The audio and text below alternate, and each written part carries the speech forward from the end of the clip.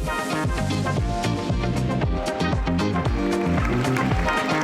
like to welcome Nader Tehrani. Nader, welcome to the show. We're not allowed to hug because of our mics.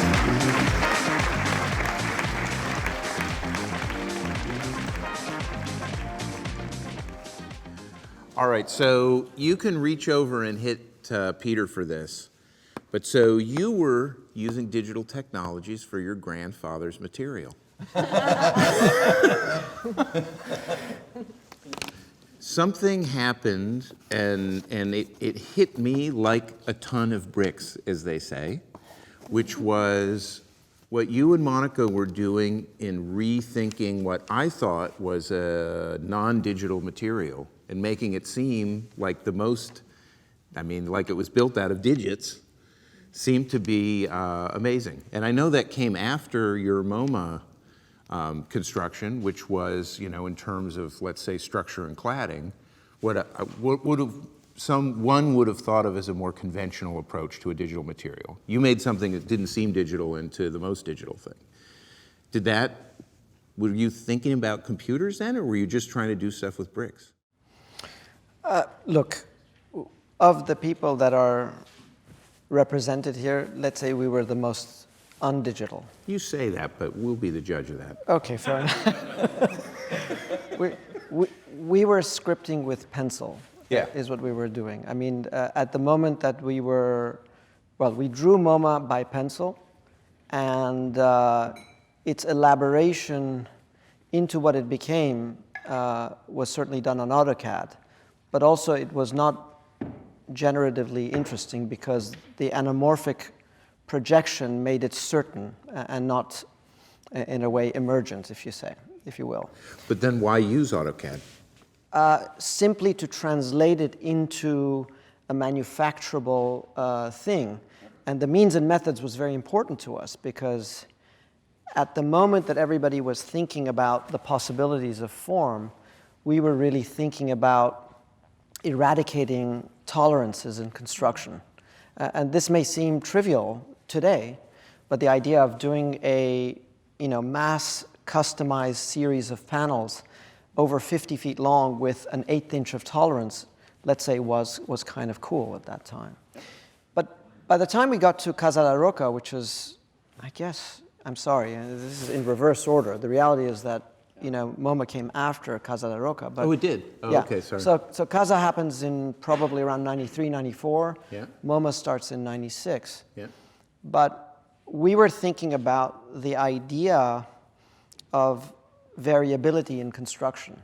So knowing what bonding can do, looking at graphic standards at, what is a standard bond or a Flemish bond, you're really looking at two dimensions within the dimension of the mortar.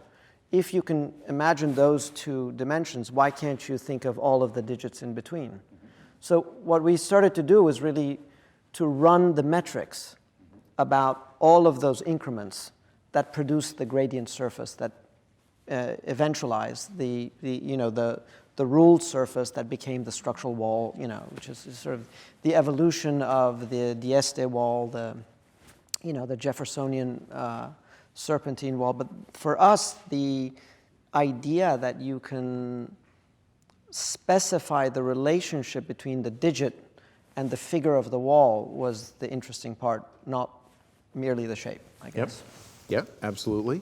And one of the things we took a great joy in going through the archives was seeing maybe how you really were innocent in thinking that you could three-dimensionally model every brick on a computer at the time without crashing it. And also how you were using laser cutting and things like that as jigging and templating. I mean, this goes back to your point about building two buildings. One of them is in anticipation of construction documents for an actual building. The other one is for a model. But we realized that the jig, the form work, is the mediator of both. And so we started developing, as part of our process, a whole series of frameworks for construction. And that really is the evolution of the firm.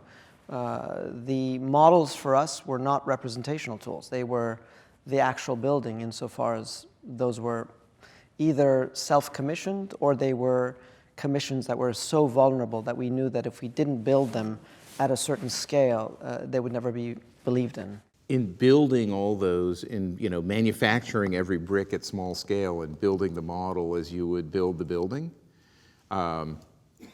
did it ever cross your mind to use a robot to place the bricks, like it hit Matthias Kohler?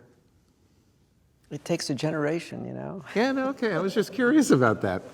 No, we didn't even know a robot existed in '94. Really? No, we were just in a different space. Yeah, okay. And one of the arguments that I am curious how you feel about is we put your renderings in the photorealism gallery, not because we think that they're photorealistic, but that it seemed like you were being very careful about what you were showing and what you were communicating. And we saw you use texture maps for some of the bonding, and then actually physically or digitally modeled other aspects of it.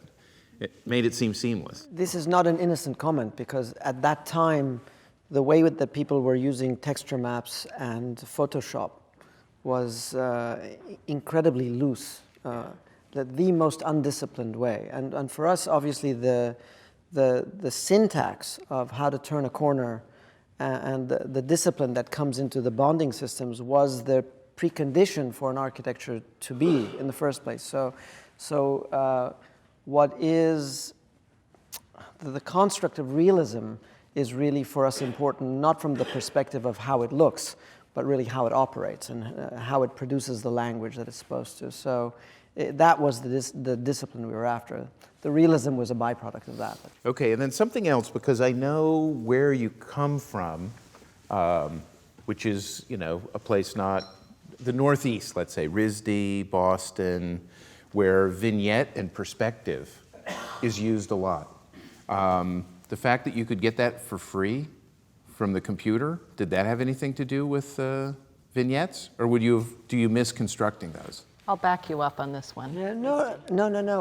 Look, the perspective was naturalized as a representational device at RISD. What for us was important about the perspective was the possibility of turning corners, inside corners and outside ones. If you look at the drawings of Mies, it doesn't make as much sense when you look at them frontally. It's those oblique ones that he did of IIT that were the ones that I would die for.